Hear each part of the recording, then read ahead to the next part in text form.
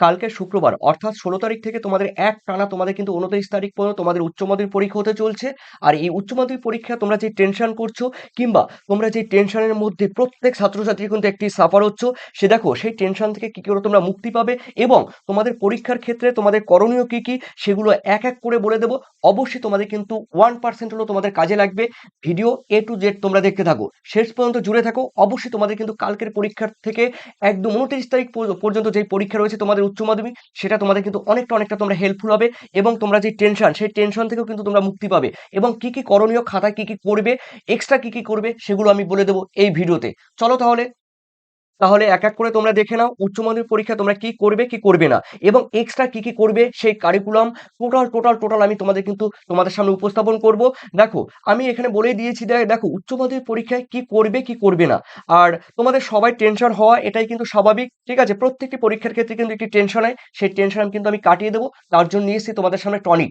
সেই টনিকটা কি কি রয়েছে সেই টনিকের মধ্যে, দেখো টেনশন করা কিন্তু একদম যাবে না, ঠিক আছে। টেনশন করা মানেই ক্ষতি। অবশ্যই তোমরা ভিডিওটি তোমরা 2 থেকে 3 মিনিট তোমরা একটু সময় নষ্ট হলেও তোমরা এই ভিডিও দেখো। 16 থেকে 29 তারিখ পর্যন্ত অবশ্যই তোমাদের কিন্তু এই ভিডিও কাজে লাগবে। দেখো প্রিয় শিক্ষার্থী, এখানে আমি তোমাদের বলে দিয়েছি, দেখো ফার্স্টে রয়েছে পরীক্ষা দিতে যাওয়ার জন্য তোমাদের কিন্তু প্রথমে দেখো তোমরা যেন স্কেল নিতে হবে, কলম নিতে হবে, কালো এবং রয়েছে যেটা ব্লু মানে নীল, এই দু ধরনের কালি কিন্তু তোমরা ইউজ করবে। আর সঙ্গে কিন্তু তোমরা পেন্সিল ইউজ করবে। আর জলের বোতল নেবে। আর সেই সঙ্গে দেখো যেগুলো নিয়ে যেতে হবে সেগুলো কিন্তু অবশ্যই তোমরা নিয়ে যাবে। এরপরে তোমাদের সেকেন্ড রয়েছে, দেখো আগে পরীক্ষার হলে যখন তোমাদের খাতা দেবে, খাতা দেওয়ার জন্য তোমাদের কিন্তু 5 মিনিট টাইম দেবে। সেই 5 মিনিট টাইমে কিন্তু খাতা কিন্তু খুব সুন্দর করে মার্জিন কিন্তু টেনে নেবে।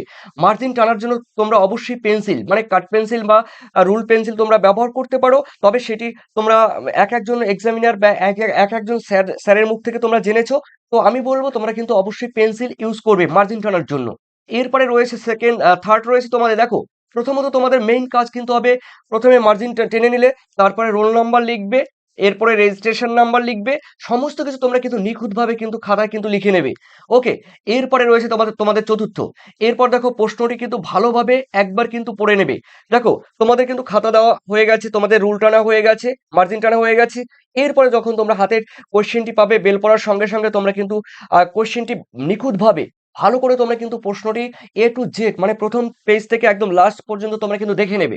ওকে, এরপরে তোমাদের কাজ হবে, দেখো কাজ হবে, এটা আমার মতামত, আমার অপিনিয়ন, ঠিক আছে। তোমরা অ্যাপ্লাই করতেও পারো, নাও করতে পারো, that is your personal matter. তথাপি আমি বলবো তোমরা এইভাবে করলে ব্যাপারগুলো কিন্তু তোমাদের নাম্বার ক্যারি করার ক্ষেত্রেও কিন্তু অনেকটা হেল্পফুল হবে।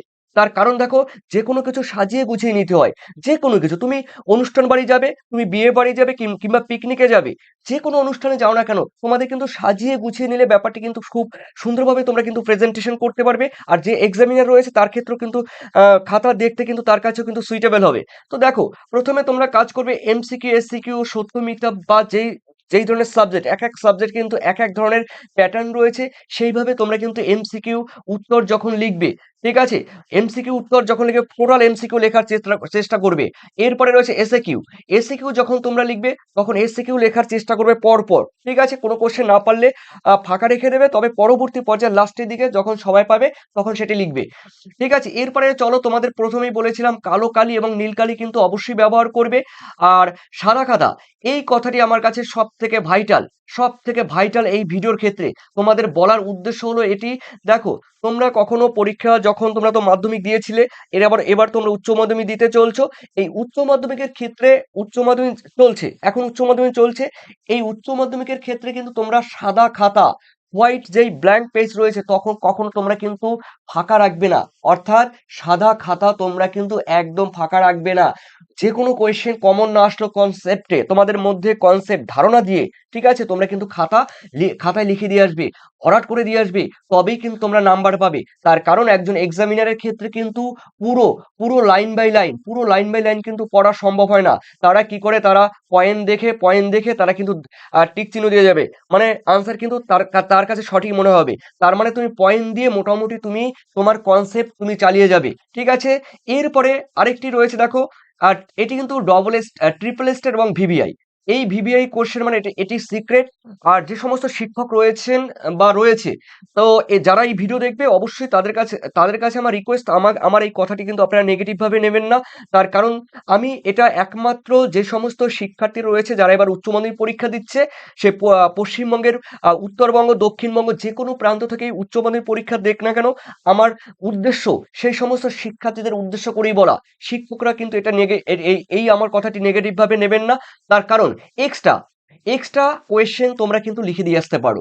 তোমার আনসার পুরো ফুলফিল হয়ে গেছে, কমপ্লিট হয়ে গেছে, তারপরে তোমরা কাজ করবে, দেখবে অথবা দিয়ে কিছু কোয়েশ্চেন থাকে, ঠিক আছে? সেই অথবা দিয়ে কোয়েশ্চেন কিন্তু তোমরা লাস্টে খাতার একদম শেষে তোমরা লিখে দিয়ে আসবে অথবা দিয়ে। তার মানে এখানেও যদি তোমরা 5 থেকে 8 নাম্বার পাও, এটি তোমাদের কিন্তু বোনাস পয়েন্ট, মানে বোনাস নাম্বার।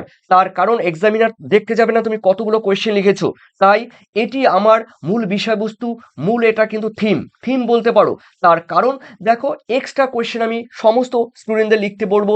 তার কারণ লাস্টে তুমি কি করবে, এক্সট্রা 5 থেকে 8 নাম্বার বা 2-3টি অথবা দিয়ে যে কোশ্চেনগুলো থাকে, 2-3টি তুমি অথবা দিয়ে লিখে দিয়ে আসবে, দেখবে তোমার নাম্বার কিন্তু ক্যারি করবে।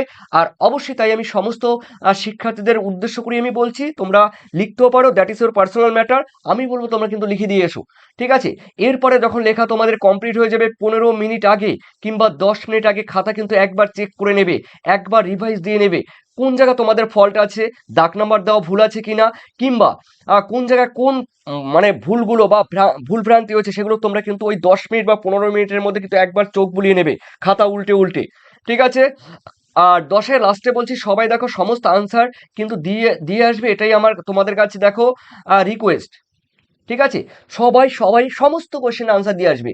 কারো প্রিপারেশন ভালো নেই, তারাও কিন্তু আনসার দেবে, যারা মিডিয়াম ক্যাটাগরি তারাও আনসার দেবে, আর যারা বেটার তোমরা প্রিপারেশন নিয়েছো তারাও কিন্তু অবশ্যই অথবা দিয়ে কিন্তু তোমরা লিখে দিয়ে আসবে, ঠিক আছে? তাই তোমাদের সবার কাছে আমার একটাই অনুরোধ, তোমরা সাদা খাতা জমা দেবে না, তোমরা অবশ্যই এক্সট্রা একটি কোয়েশ্চেন লিখে দিয়ে আসবে। তবে সমস্ত কিছু ফুলফল করে মানে একদম ফুলফিল করে কিন্তু দিয়ে আসবে, অবশ্যই দেখবে তোমাদের কিন্তু পরীক্ষা কিন্তু ভালো নাম্বার আসবে, এটা আমি আশাবাদী। থ্যাংক ইউ তোমাদের। 16 তারিখ থেকে একদম 29 তারিখ পর্যন্ত তোমাদের পরীক্ষাগুলো সবার বেটার হোক, এই আশাই কামনা করি। Best of luck, thank you.